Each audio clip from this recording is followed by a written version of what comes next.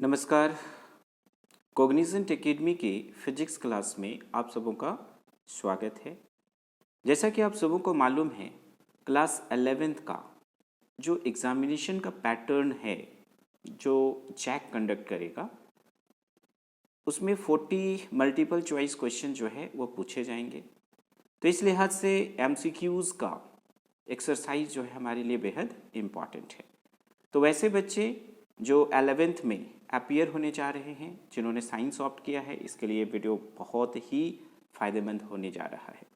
साथ में वैसे बच्चे जो मेडिकल का प्रिपरेशन करेंगे आफ्टर 12th, या फिर वैसे बच्चे जो इंजीनियरिंग लाइन में जाना चाहते हैं, वैसे बच्चे जो अभी जो टीचिंग वाला जो आपका वैकेंसी आया है +2 का, अगर उसमें भी अगर आप अपीयर होना चाह रहे हैं तो ये सारे क्वेश्चन जो है वो आपके लिए बेहद इम्पॉर्टेंट होने जा रहे हैं। तो चैप्टर वाइज हम लोग 11th के सारे चैप्टर्स के एमसीक्यू जो है हम लोग बारी बारी वीडियोस में देखेंगे।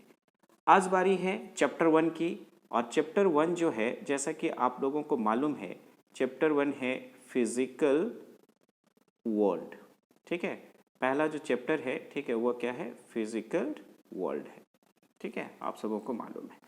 तो ये जो फिजिकल वर्ल्ड है उसके एमसीक्यू जो है ये हम लोग देखने जा रहे हैं, राइट। आइए देखते हैं क्वेश्चन नंबर 1 क्या है।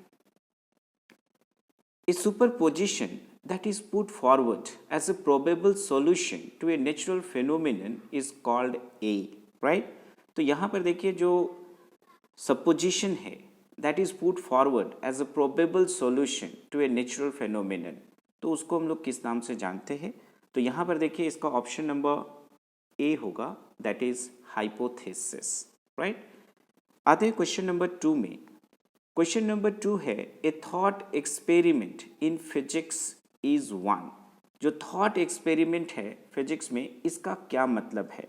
तो एक चीज़ हमेशा ध्यान रखेंगे कि जो थॉट एक्सपेरिमेंट है वह क्या है। तो ये ऑप्शन नंबर बी जो है इसका करेक्ट होगा, which is neither theoretically nor experimentally feasible. कहने का मतलब इसको ना तो हम लोग थ्योरेटिकली और ना एक्सपेरिमेंटली जो है प्रूफ कर पाएंगे, राइट। तो यहाँ पर ये जो थॉट एक्सपेरिमेंट है ये हो जाएगा हम लोगों का ऑप्शन नंबर बी। नेक्स्ट है question number 3। Nature is pleased with simplicity and affects not the pomp of superfluous causes. It has been said by the great scientist. और ये जो स्टेटमेंट है, nature is pleased with simplicity and affects not the pomp of superfluous causes, ये किस scientist का statement है। तो इसका ऑप्शन जो है, अगर आप देखें, आइंस्टीन है, डायरेक है, रसेल है, न्यूटन है, कौन सा ऑप्शन करेक्ट है। तो ये स्टेटमेंट जो है आप जो देख रहे हो ये न्यूटन का है। तो ऑप्शन नंबर डी जो है इसका करेक्ट आंसर होगा। क्वेश्चन नंबर 3 का option number D, that is Newton, is the correct answer. Now हम लोग देखते हैं question number 4। The book titled Principia was written bye.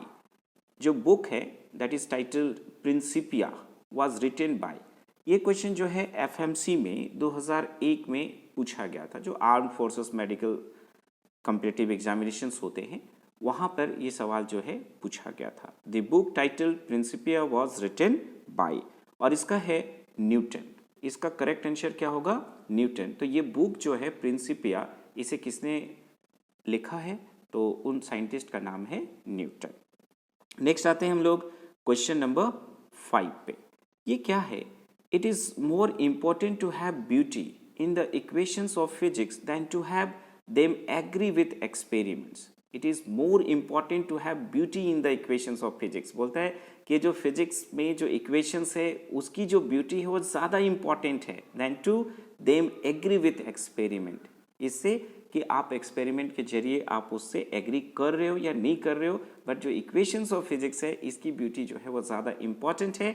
The scientist who made this statement is, और question number 5 का correct answer होगा direct. तो ये statement जो है आप जो देख रहे हैं, ठीक है, ये डायरेक जो साइंटिस्ट हैं उनके द्वारा दिया गया था। नेक्स्ट क्वेश्चन है question number 6।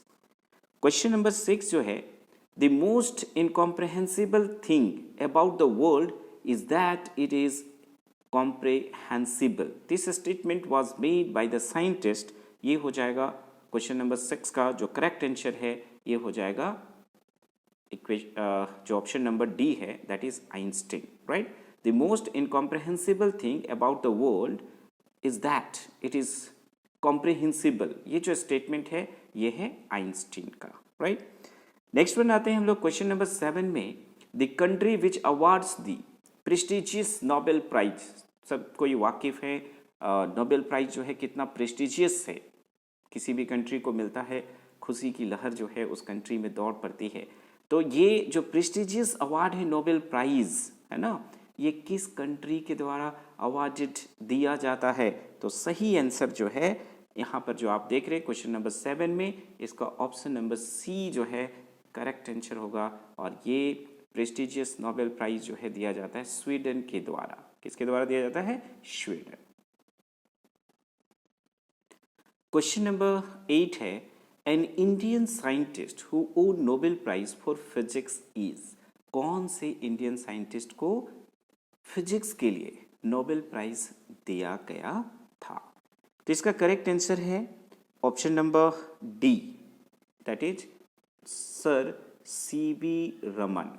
Sir C V Raman, Chandrasekhar Venkata Raman जो है, ये वो साइंटिस्ट हैं जिन्हें फिजिक्स के लिए नोबेल प्राइज़ जो है दिया गया था, और ये एक इंडियन थे। और ये क्वेश्चन जो है आपने देखा होगा कि आपका जो मॉडल सेट जो जैक जारी किया है उसमें भी ये क्वेश्चन था, जिसमें आंसर जो है वो गलत दिया हुआ था। इस चीज़ को आप ध्यान रखेंगे। और ये FMC 2001 में ये सवाल जो है पूछा गया था। अब यहाँ पे देखिए क्वेश्चन नंबर 9 क्या है, the man who has won Nobel prize twice in the physics is.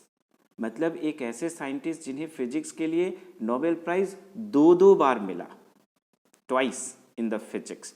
ये कौन से साइंटिस्ट थे? क्वेश्चन नंबर 9 का जो करेक्ट आंसर होगा वह है B, that is Bardeen. Question number 9 का जो करेक्ट आंसर होगा वह क्या है? बार्डिन। ये वो साइंटिस्ट हैं जिन्हें फिजिक्स में दो बार नोबेल प्राइज जो है वो दिया गया था। क्वेश्चन नंबर 10 जो है ये है, मैडम मैरी क्यूरी और Nobel prize twice which were in the field of. ये जो मैडम मैरी क्यूरी है उन्हें नोबेल प्राइज जो है वो 2 बार दिया गया था। ये किस फील्ड से आती हैं?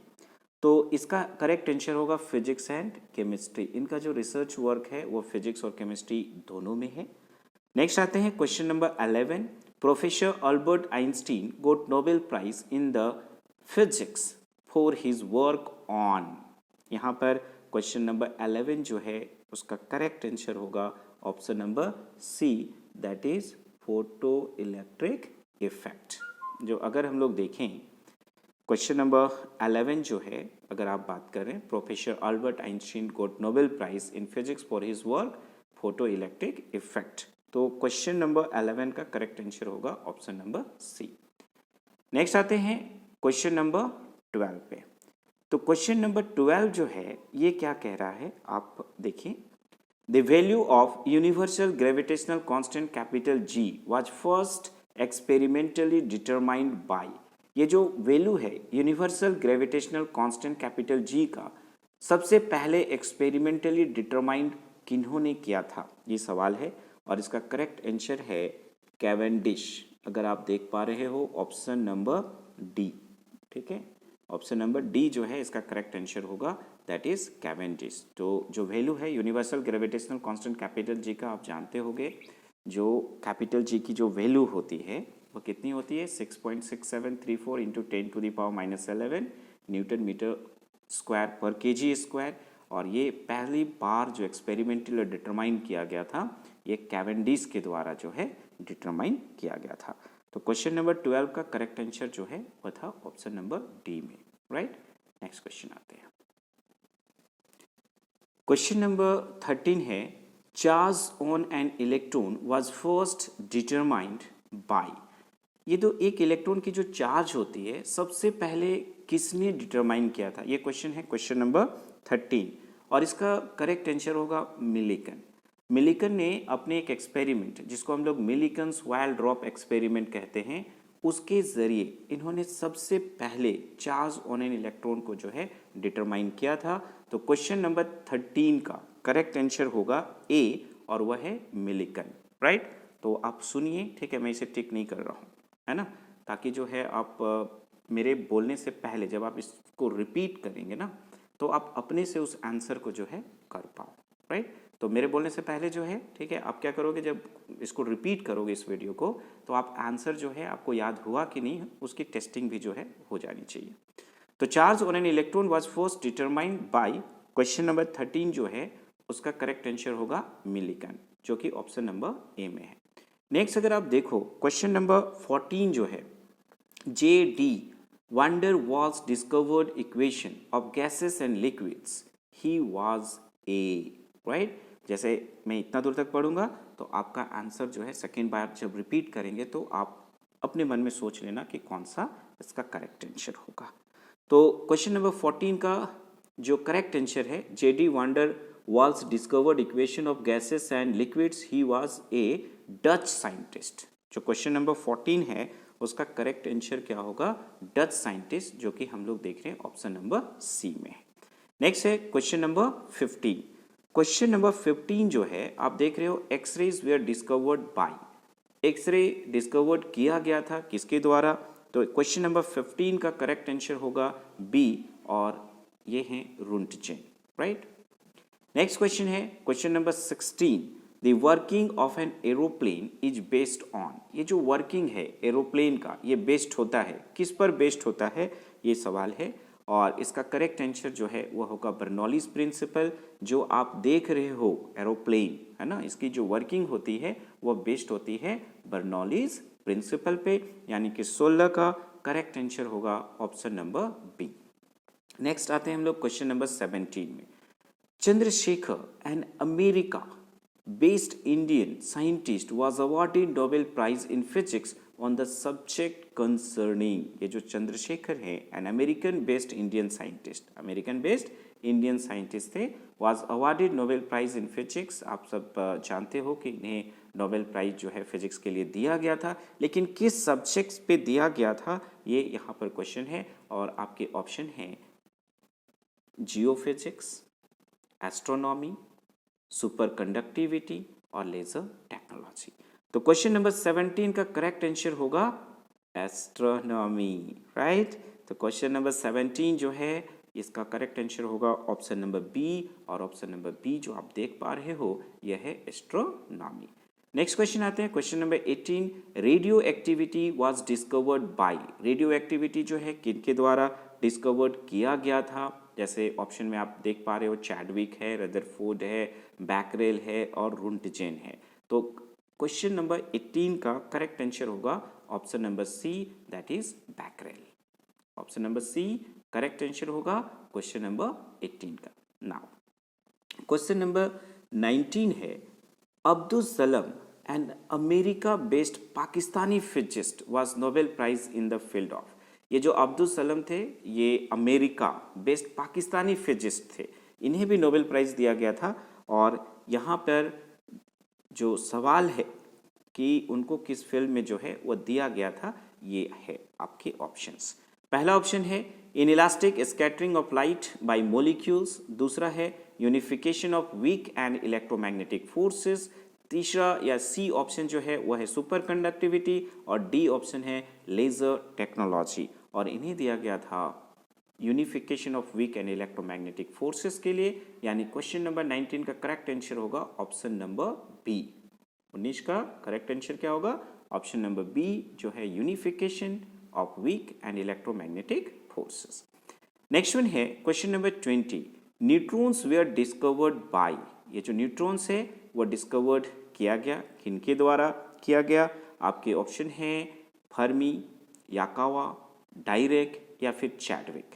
तो क्वेश्चन नंबर 20 का करेक्ट आंसर होगा option number D, and that is Chadwick, या आप बोल सकते हो जेम्स चैडविक। ये साइंटिस्ट थे जिन्होंने न्यूट्रॉन्स जो है उनकी डिस्कवरी की, काफ़ी लेट डिस्कवरी हुई थी न्यूट्रॉन्स की, क्योंकि इसमें हम लोग देख रहे थे कि ये क्या है, एक न्यूट्रल पार्टिकल है, किसी तरह का चार्ज नहीं है, कोई रिएक्ट नहीं, दैट्स वाई थोड़ा डिले हुआ। तो जेम्स चैडविक के द्वारा आफ्टर ऑल न्यूट्रॉन जो है उसकी डिस्कवरी की गई थी।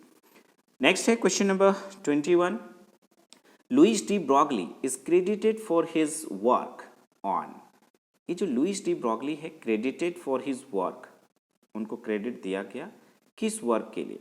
तो क्वेश्चन नंबर 21 का पहला ऑप्शन है थ्योरी ऑफ रिलेटिविटी, दूसरा ऑप्शन है इलेक्ट्रोमैग्नेटिक थ्योरी, तीसरा है मैटर वेव्स, चौथा है law of distribution of velocities.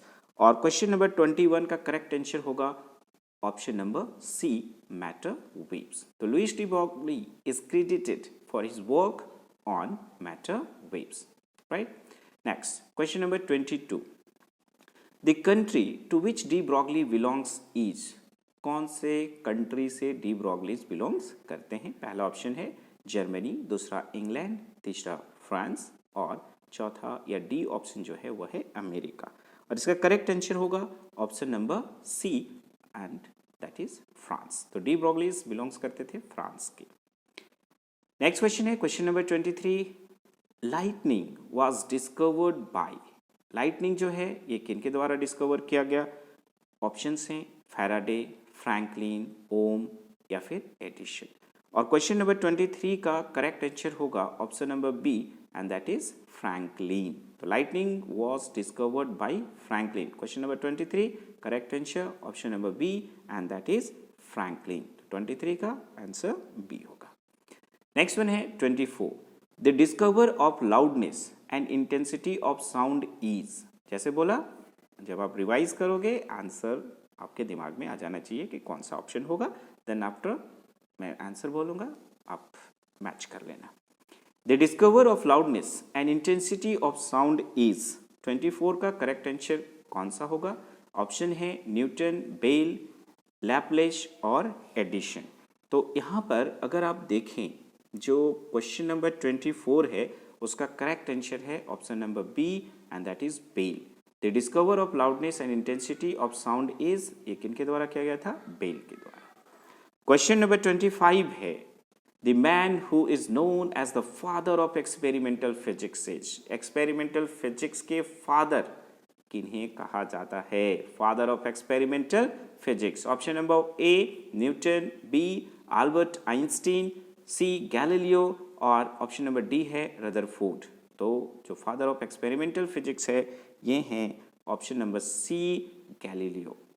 तो जो गैलीलियो गैलीली हैं इन्हें फादर ऑफ एक्सपेरिमेंटल फिजिक्स के नाम से जाना जाता है। Galileo is the correct answer. तो 25 का करेक्ट आंसर होगा ऑप्शन नंबर सी।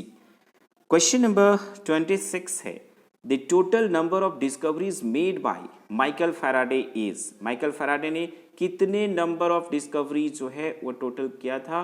पहला ऑप्शन है 16, दूसरा ऑप्शन है 41, तीसरा 5 या फिर 16,401। और करेक्ट आंसर है आपका क्वेश्चन नंबर 26 का डी दैट इज 16,401।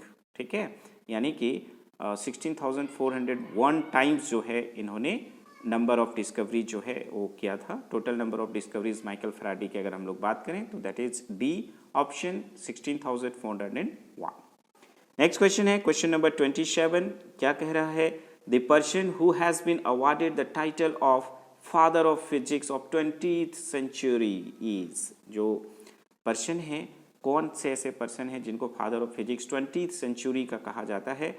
आंसर आप देख रहे हैं ऑप्शन नंबर ए में है मैडम क्यूरी, बी में है sir C V Raman, C में है नील्स बोर और डी में है अल्बर्ट आइंस्टीन। तो क्वेश्चन नंबर 27 का करेक्ट आंसर होगा option number D that is Albert Einstein. तो जो अल्बर्ट आइंस्टीन है उन्हें father of physics of 20th centuries के नाम से जाना जाता है।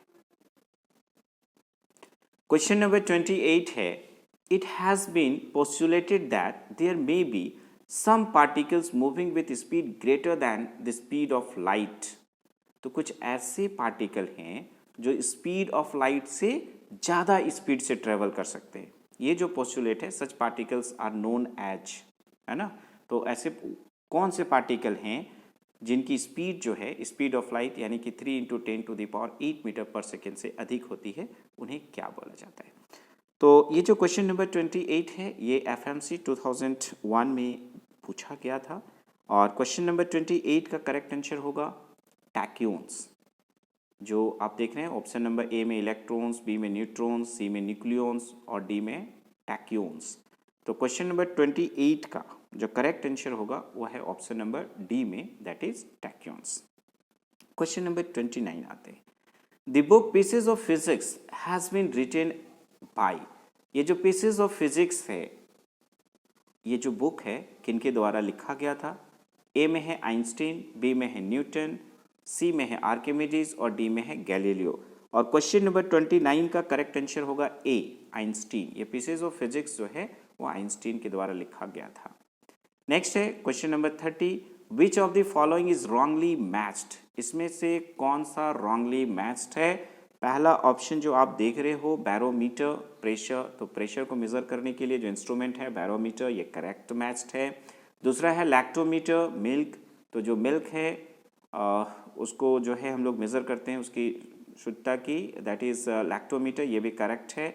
कूलम्ब्स लॉ, चार्जेस दो चार्जेस के बीच में जो फोर्सेस होता है उसको मेजर करने के लिए हम लोग कूलम्ब्स लॉ इस्तेमाल करते हैं, है ना। कूलम्ब्स लॉ इन इलेक्ट्रोस्टैटिक्स में हम लोग आपको बताया है कि F is equal to 1/4πε0 into Q1 Q2 by R square होता है। तो ये कूलम्ब्स लॉ चार्जेस, ये भी करेक्ट है।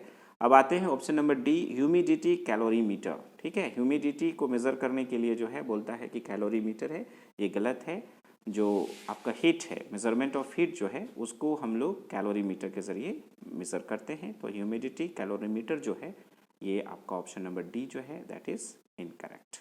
ठीक है, तो रॉन्गली मैच्ड पूछा है, कौन सा रॉन्गली मैच्ड है? तो ऑप्शन नंबर डी जो है ये करेक्ट आंसर होगा क्वेश्चन नंबर 30 का D is the right answer. Next 31 में आते हैं। C V Raman got Nobel prize for his experiment on. जैसा हमने पहले भी बात किया कि सीवी रमन जो है उनको नोबेल प्राइज दिया गया था, तो किस एक्सपेरिमेंट के लिए, उनके किस एक्सपेरिमेंट के लिए सीवी रमन जो है वो उन्हें नोबेल प्राइज मिला? पहला है ऑप्शन डिस्पर्शन ऑफ लाइट, दूसरा है रिफ्लेक्शन ऑफ लाइट, तीसरा है डिफ्लेक्शन ऑफ लाइट और जो चौथा ऑप्शन या डी जो आप देख रहे हो that is scattering of light. तो यहाँ पे देखिए क्वेश्चन नंबर 31 का करेक्ट आंसर जो होगा वह है डी में, and that is scattering of light. जो स्कैटरिंग ऑफ लाइट है उन्हें इनके इस एक्सपेरिमेंट के लिए, जो स्कैटरिंग ऑफ लाइट है उनके लिए नोबेल प्राइज दिया गया था। क्वेश्चन नंबर 32 की अगर बात करें, the idea of calculus was given by. आप मैथमेटिक्स में कैलकुलस भले पढ़ते हो लेकिन कैलकुलस जो है एक फिजिसिस्ट ने दिया, है ना। और ये कौन से साइंटिस्ट थे जिन्हें कैलकुलस का आइडिया सबसे पहले पता चला और उन्होंने आइडिया दिया? तो क्वेश्चन नंबर 32 का करेक्ट आंसर होगा न्यूटन। पहला ही ऑप्शन जो है वो करेक्ट है। ऑप्शन में आइंस्टीन, मार्कोनी और प्लैंक दिया गया था, करेक्ट आंसर होगा ए, दैट इज न्यूटन। तो न्यूटन ने आइडिया ऑफ कैलकुलस जो है वो दिया था, और न्यूटन के नाम से आप बहुत सारी चीज़ें पढ़ते हैं, first law, second law, third laws of Newton वगैरह वगैरह। नेक्स्ट जो है क्वेश्चन नंबर 33 जो है, ठीक है, ये आप देखो, which of the following principles is being used in Sonar technology. ये इसमें से कौन सा प्रिंसिपल जो है वह सोनार टेक्नोलॉजी जो है उसमें इस्तेमाल होता है? पहला है रिफ्लेक्शन ऑफ अल्ट्रासोनिक वेव्स, दूसरा है न्यूटन्स लॉज ऑफ मोशन, तीसरा है reflection of electromagnetic waves, laws of thermodynamics. लेकिन करेक्ट आंसर होगा 33 का A, reflection of ultrasonic waves. ये जो सोनार टेक्नोलॉजी है ये रिफ्लेक्शन ऑफ अल्ट्रासोनिक वेव्स पे बेस्ट होता है। लास्ट क्वेश्चन पे आते हैं, फॉलोइंग, है ना, process is known as H nu tends to E plus plus E minus, है ना। तो ये प्रोसेस जो है ये कहलाता है पेयर प्रोडक्शन या फोटो इलेक्ट्रिक इफेक्ट या कॉम्पटन इफेक्ट या जीमैन इफेक्ट। लेकिन क्वेश्चन नंबर 34 जो है इसका करेक्ट आंसर होगा A, pair production. H nu tends to E plus plus E minus जो है ये पेयर प्रोडक्शन कहलाता है, यानी क्वेश्चन नंबर 34 का ए इज द करेक्ट आंसर। तो हमने जो है टोटल 34 क्वेश्चन देखा चैप्टर 1 से, जो कि हमारा फिजिकल वर्ल्ड था। अब नेक्स्ट चैप्टर जो है, जो हमारा यूनिट्स एंड मेजरमेंट है, इससे रिलेटेड जो MCQs है इसके साथ जल्द उपस्थित होगा। इस वीडियो में इतना ही। Thank you for watching my this video. नई वीडियो के लिए मैं जल्द ही आप लोगों के समक्ष उपस्थित हो रहा हूँ। Thank you for watching my this video.